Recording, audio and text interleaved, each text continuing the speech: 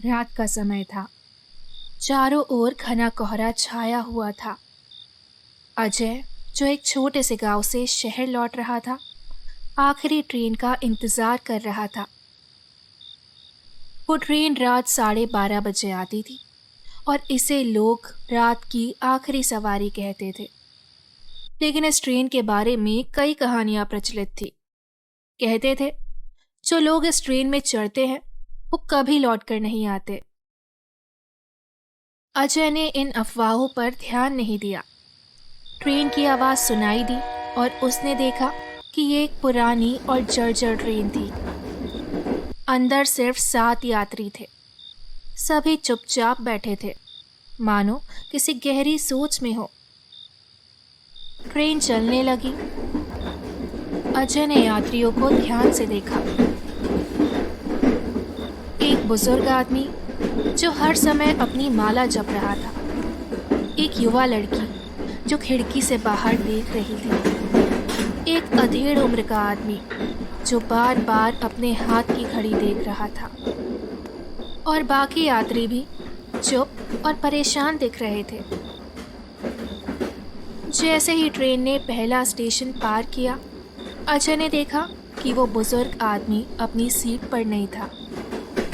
अजय ने सोचा शायद वो उतर गया होगा, लेकिन अगले स्टेशन पर फिर एक और यात्री गायब हो गया।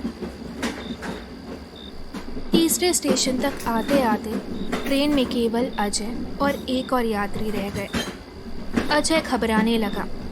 उसने उस यात्री से बात करने की कोशिश की, लेकिन उसने कोई जवाब नहीं दिया।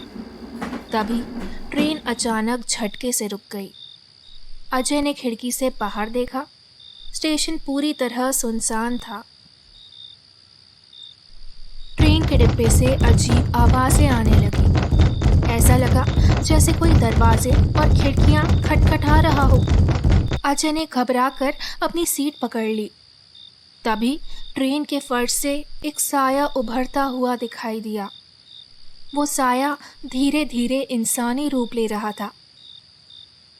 साई ने अजय की ओर देखते हुए कहा, तुम इस ट्रेन में क्यों आए? यहाँ से कोई जिंदा नहीं लौटता। अजय ने कांपती आवाज में पूछा। तुम कौन हो और ये ट्रेन आखिर क्या है? साई ने हंसते हुए कहा, ये ट्रेन उन लोगों की है जो अपने कर्मों से भागना चाहते थे। ये यात्री पापी थे और हर स्टेशन पर उनकी आत्मा को उनके पापों का हिसाब देने के लिए ले जाया गया। अब तुम बचे हो।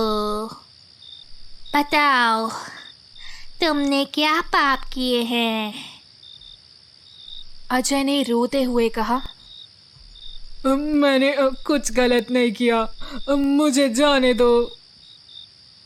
साई ने जवाब दिया,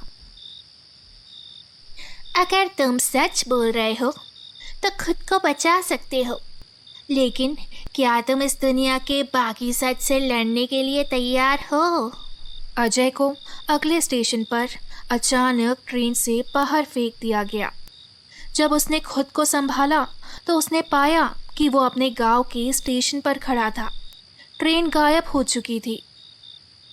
घर लौटने के बाद अजय को अपनी जेब में एक पुराना टिकट मिला, जिस पर लिखा था, एक बार सफ़र शुरू हुआ तो जिंदगी बदल जाएगी। अब अजय के मन में सवाल था, क्या वो इस रहस्य से बच निकला था या वो ट्रेन फिर से कभी उसकी ज़िंदगी में लौट कर आएगी? क्या होगा आगे? तो दोस्तों, अगर कहानी ने आपको रोमांचित कर दिया है तो लाइक करें, चैनल को सब्सक्राइब करें और बेल आइकॉन दबाएं ताकि आप अगले पार्ट को मिस ना करें।